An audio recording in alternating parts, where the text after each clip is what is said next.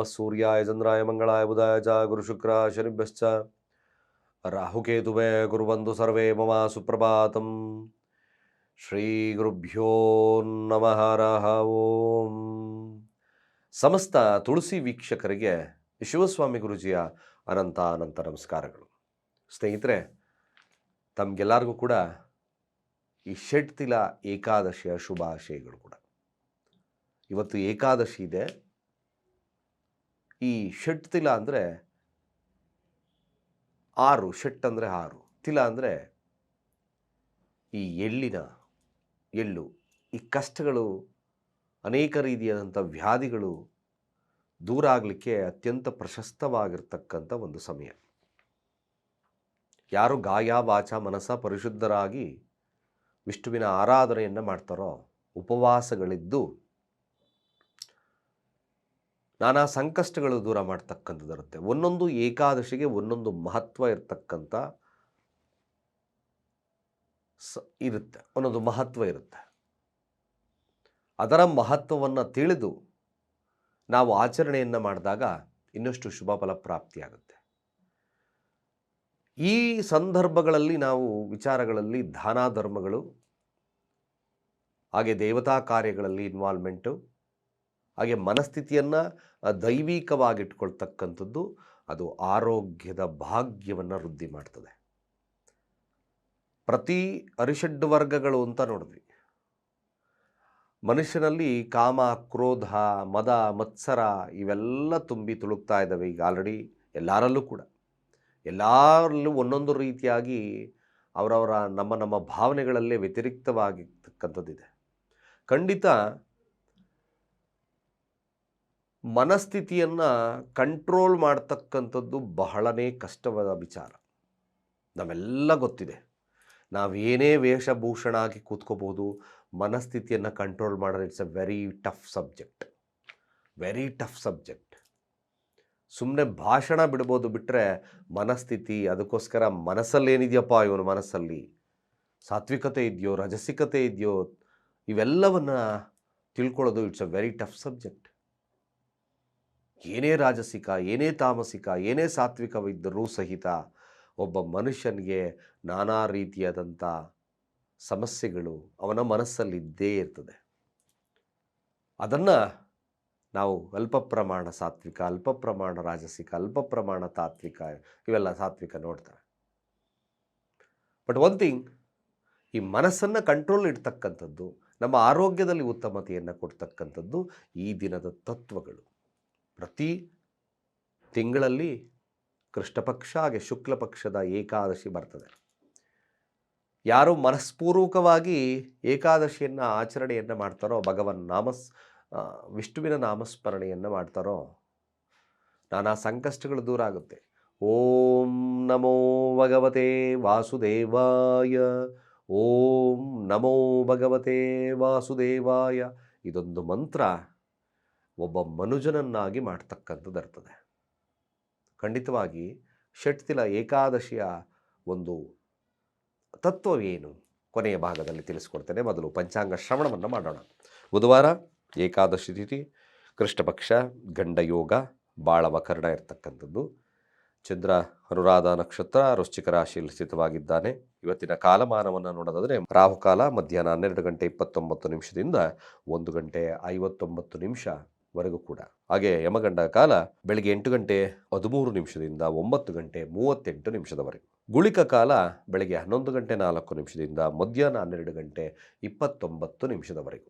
ಹಾಗೆ ದಿನ ದುಷ್ಟ ಮುಹೂರ್ತವನ್ನು ನೋಡೋದ ಮಧ್ಯಾಹ್ನ 12 ಗಂಟೆ 9 ನಿಮಿಷದಿಂದ 12 ಗಂಟೆ 51 ನಿಮಿಷದವರೆಗೂ. ಹಾಗೆ ಕಂಟಕ ಮೃತ್ಯುದೋಷ ಇರತಕ್ಕಂಥದ್ದು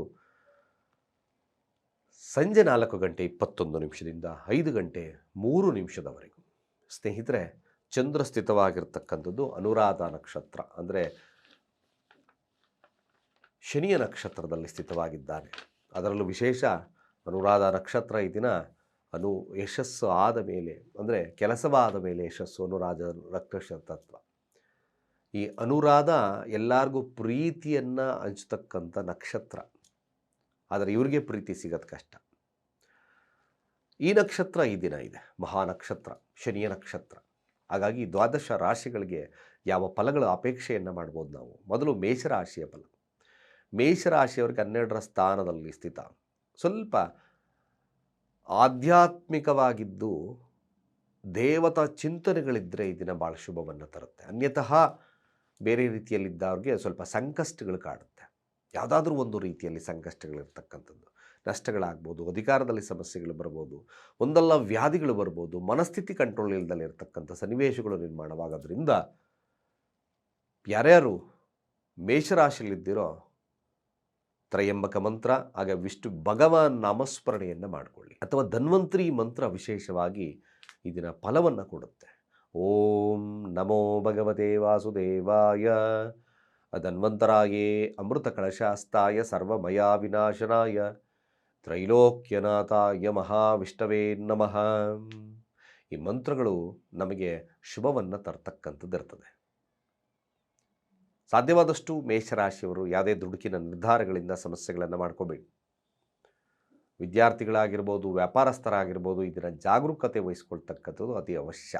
ವೃಷಭ ರಾಶಿಯವರ ಫಲಾಫಲ ಆಗಿರ್ತಕ್ಕಂಥದ್ದು, ವೃಷಭ ರಾಶಿಯವರಿಗೆ ಸ್ವಲ್ಪ ಮಟ್ಟಿಗೆ ಲಾಭದ ವಾತಾವರಣ ಕಾಡ್ತದೆ. ಲಾಭದ ವಾತಾವರಣ ಅಭಿವೃದ್ಧಿ ಇರತಕ್ಕಂಥದ್ದು ಇರ್ತದೆ. ಹಳೆಯ ಸ್ನೇಹಿತರ ಭೇಟಿ, ಹಾಗೆ ಮದುವೆಗೆ ವಿಚಾರ ಸಂಬಂಧಪಟ್ಟಿರ್ತಕ್ಕಂಥ ಮಾತುಕತೆಗಳಲ್ಲಿ ಜಯ, ಹಾಗೆ ತಾವು ಮನೋಕಾಮನೆಗಳು ಇಚ್ಛೆಯಾಗ್ತಕ್ಕಂಥದ್ದು, ಇವೆಲ್ಲ ಕೂಡ ಈ ಒಂದು ದಿನದಲ್ಲಿ ನಡೀತಕ್ಕಂಥದ್ದು ಇರ್ತದೆ. ಯಾರು ವೃಷಭ ರಾಶಿಯಲ್ಲಿದ್ದೀರೋ ಆದಷ್ಟು ಸಾತ್ವಿಕವಾಗಿರ್ತಕ್ಕಂಥ ಮನಸ್ಥಿತಿಯನ್ನು ಇಟ್ಕೊಳ್ಳಿ.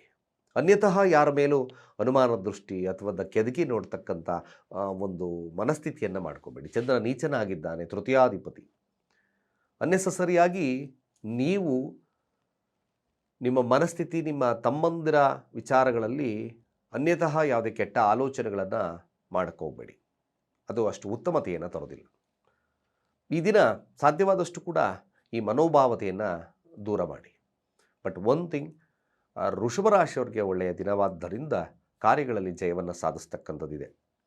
ಹಾಗೆ ದಾಂಪತ್ಯದ ಸುಖವನ್ನು ನೋಡ್ತೀರಿ, ಜೊತೆಗೆ ಯಾವುದೇ ಕಾಂಪಿಟೇಟಿವ್ ಒಂದು ವಿಚಾರಗಳಲ್ಲಿ ಜಯವನ್ನು ಸಾಧಿಸ್ತೀರಿ.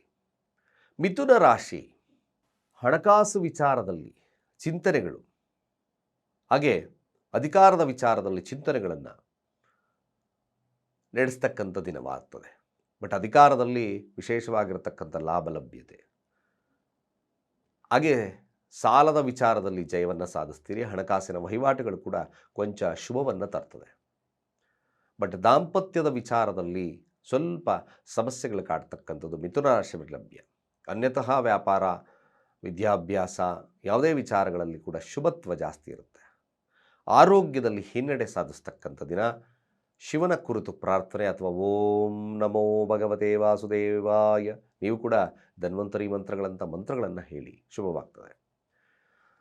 ಹಾಗೆ ಕಟಕ ರಾಶಿಯವರ ಈ ದಿನದ ಫಲಾಫಲ ಹೇಗಿರ್ತಕ್ಕಂಥದ್ದು ನೋಡಿ. ಕಟಕ ರಾಶಿಯವರಿಗೂ ಸಹಿತ ಸ್ವಲ್ಪ ಸೋಂಬೇರಿತನ ಕಾಡ್ತಕ್ಕಂಥದ್ದು ಕಾಡುತ್ತೆ.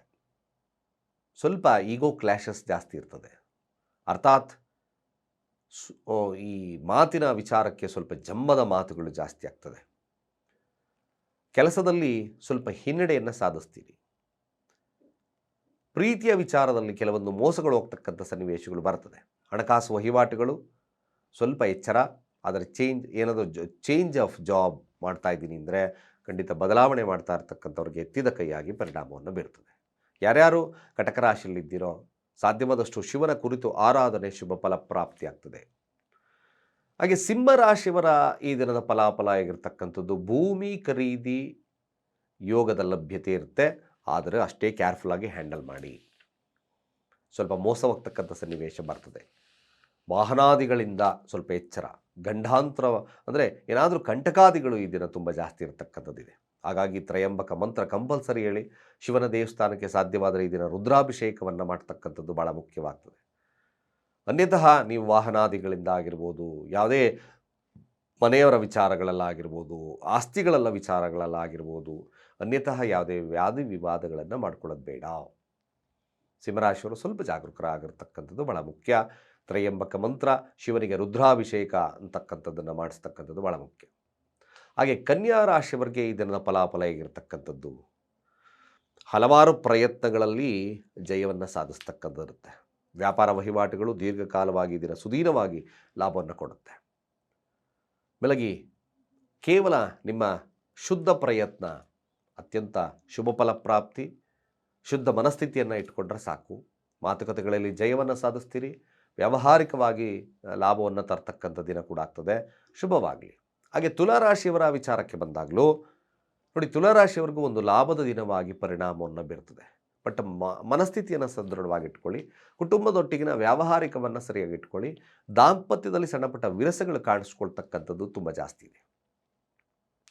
ಬಟ್ ಈ ದಿನ ವ್ಯಾಪಾರಗಳು ಆದರೆ ಅರ್ನಿಂಗ್ ಜಾಸ್ತಿ ಇರತಕ್ಕಂಥ ಡೇ. ಯಾರ್ಯಾರು ತುಲಾರಾಶಿಯಲ್ಲಿದ್ದರೋ ಕೆಲಸದಲ್ಲಿ ಮೇಲುಗೈ ಸಾಧಿಸ್ತೀರಿ, ಜೊತೆಗೆ ಶತ್ರುವಿನ ಮೇಲೆ ಜಯವನ್ನು ಸಾಧಿಸ್ತೀರಿ.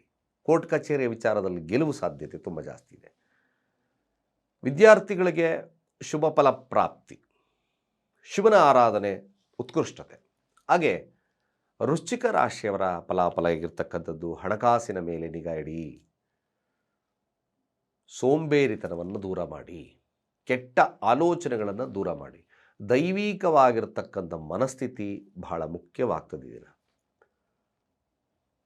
ಹಾಗೆ ಮಕ್ಕಳ ಮೇಲೆ ಕಾಳಜಿಯನ್ನು ವಹಿಸ್ತಕ್ಕಂಥ ಕೆಲಸವನ್ನು ಮಾಡಿ. ಯಾರ್ಯಾರು ಈ ಸೇಲ್ಸ್ ಎಕ್ಸಿಕ್ಯೂಟಿವ್ಸು ಮತ್ತೊಂದು ಅವರೆಲ್ಲರಿಗೂ ಕೂಡ ಸ್ವಲ್ಪ ಶ್ರಮದಾಯಕವಾಗಿರ್ತಕ್ಕಂಥ ಕೆಲಸಗಳಾಗ್ತದೆ. ಸ್ವಲ್ಪ ಕೆಲಸದಲ್ಲಿ ಹಿನ್ನಡೆ ಬರ್ತಕ್ಕಂಥದ್ದು ಇರ್ತದೆ. ಒಂದು ಸಾಧಾರಣವಾಗಿರ್ತಕ್ಕಂಥ ಫಲ ವೃಶ್ಚಿಕ ರಾಶಿಯವರಿಗೆ. ಧನುರಾಶಿಯವರ ಈ ದಿನದ ಫಲಾಫಲ ಹೇಗಿರ್ತಕ್ಕಂಥದ್ದು ನೋಡಿ, ಧನುರಾಶಿಯವರ ವಿಚಾರಕ್ಕೆ ಬಂದಾಗಲೂ ಕೂಡ ಧನುರಾಶಿಯವರಿಗೆ ಮನೆಯನ್ನು ನಿರ್ಮಾಣ ಮಾಡಬೇಕು ಅಥವಾ ಆಸ್ತಿ ಖರೀದಿ ಮಾಡಬೇಕು ಅಂತಕ್ಕಂಥ ಮನೋಭಾವತೆ ಜಾಸ್ತಿ ಆಗ್ತದೆ. ಬಟ್ ವಿದ್ಯಾರ್ಥಿಗಳಿಗೆ ಹಿನ್ನಡೆ ಇರ್ತಕ್ಕಂಥ ದಿನ. ರಿಯಲ್ ಎಸ್ಟೇಟ್ ಪರ್ಸನ್ಗೆ ವೆರಿ ಗುಡ್ ಡೇ ಕೂಡ ಆಗ್ತದೆ. ಶುಭ ಫಲಪ್ರಾಪ್ತಿ ಆಗ್ತಕ್ಕಂಥದ್ದು ಇರ್ತದೆ. ಅನ್ಯತಃ ತಾವು ಕೋಪದ ವಾತಾವರಣದಿಂದ ಕೆಲವೊಂದು ನೆಮ್ಮದಿಗಳನ್ನು ಹಾಳು ಮಾಡ್ಕೊಳ್ತಕ್ಕಂಥ ಸನ್ನಿವೇಶಗಳು ಬರ್ತದೆ. ಹಾಗಾಗಿ ಓಂ ಸೋಂ ಸೋಮಾಯ ನಮಃ ಧನುರಾಶಿಯವರ ಮಂತ್ರಗಳನ್ನು ಈ ದಿನ ಪಠನೆ ಮಾಡಿ ಶುಭವಾಗ್ತದೆ. ಮಕರ ರಾಶಿ ಫಲಾಫಲ ಆಗಿರ್ತಕ್ಕಂಥದ್ದು ಖಂಡಿತ ಮಕರ ರಾಶಿಯವರಿಗೂ ಸಹಿತ ಒಂದು ಕಮಿಷನ್ ಬೇಸ್ಡ್ ವೃತ್ತಿಯಲ್ಲಿರ್ತಕ್ಕಂಥವ್ರಿಗೆ ಲಾಭ ತುಂಬ ಚೆನ್ನಾಗಿರುತ್ತೆ. ಹಾರ್ಡ್ವೇರ್ ಇರ್ತಕ್ಕಂಥವ್ರಿಗೂ ಕೂಡ ಸ್ವಲ್ಪ ಲಾಭದಾಯಕ ವಾತಾವರಣ ತುಂಬ ಜಾಸ್ತಿ ಇದೆ. ವ್ಯಾಪಾರ ವಹಿವಾಟುಗಳು ತುಂಬ ಚೆನ್ನಾಗಿ ನಡೀತಕ್ಕಂಥ ದಿನ ಮಕರ ರಾಶಿಯವ್ರಿಗೆ. ಪ್ರಯತ್ನದ ಮೇರೆಗೆ ಶುಭ ಫಲಪ್ರಾಪ್ತಿ. ವಿದ್ಯಾರ್ಥಿಗಳಿಗೆ ಒಂದು ಸಾಧಾರಣವಾಗಿರ್ತಕ್ಕಂಥ ಫಲ. ಕುಂಭರಾಶಿಯ ಫಲಾಫಲ ಆಗಿರ್ತಕ್ಕಂಥದ್ದು ನೋಡಿ, ಕುಂಭರಾಶಿಯವ್ರಿಗೂ ಕೂಡ ತಮ್ಮ ವಹಿವಾಟುಗಳು, ಕುಟುಂಬ ಹಾಗೆ ಅಧಿಕಾರ ಇದರಲ್ಲೆಲ್ಲ ಲಾಭವನ್ನು ಸಾಧಿಸ್ತಕ್ಕಂಥ ದಿನ ಕುಂಭರಾಶಿಯವ್ರಿಗೆ. ತಾವು ಹೆಸರು ಕೀರ್ತಿ ಪ್ರತಿಷ್ಠೆ ಹಾಗೆ ರಾಜಕೀಯ ಒಂದು ಲಾಭವನ್ನು ತಗೋಬೇಕು ಅಂತಕ್ಕಂಥದ್ದು ಮನೋಭಾವದಲ್ಲಿರುತ್ತೆ. ಖಂಡಿತವಾಗಿ ಕುಂಭರಾಶಿಯವರಿಗೂ ಕೂಡ ಇದರ ಶುಭ ಫಲಪ್ರಾಪ್ತಿ, ಹಾಗೇ ವಿದ್ಯಾರ್ಥಿಗಳಿಗೂ ಕೂಡ ಶುಭ ಫಲಪ್ರಾಪ್ತಿ ಇರ್ತಕ್ಕಂಥದ್ದು ಇದೆ.